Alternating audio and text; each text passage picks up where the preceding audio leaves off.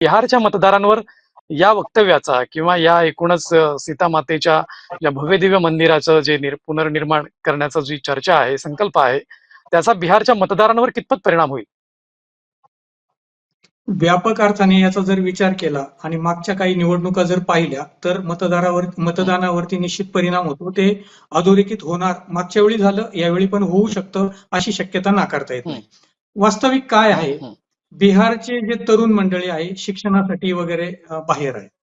बिहारमधले बरेचसे लोक काम धंद्यानिमित्त बाहेर आहेत. मग ते गुजरातमध्ये असतील, केरळमध्ये असतील किंवा महाराष्ट्रात असतील किंवा उत्तर प्रदेश म्हणण्यापेक्षा दिल्ली वगैरे त्या भागामध्ये असतील. परंतु तिथला पुरुष वर्ग जो शिक्षणासाठी मुले आणि मुली तिथून बाहेर पडलेले आहेत, शक्यतो जास्तीत जास्त मुले 18 वर्षावरील आपण जे बोलूयात, आणि जो पुरुष वर्ग आहे तो कामासाठी बाहेर आहे. आता तिथं उरला कुठला मतदारसंघ जास्ती मतदार कुठला, तर महिला वर्ग. तर महिला वर्गाचं जे मतदानाची 2020ची टक्केवारी जर आपण पाहिली तर हे ढळढळीत सत्य समोर येतं. ताज्या बातम्यांसाठी पाहत रहा ABC मराठी न्यूज.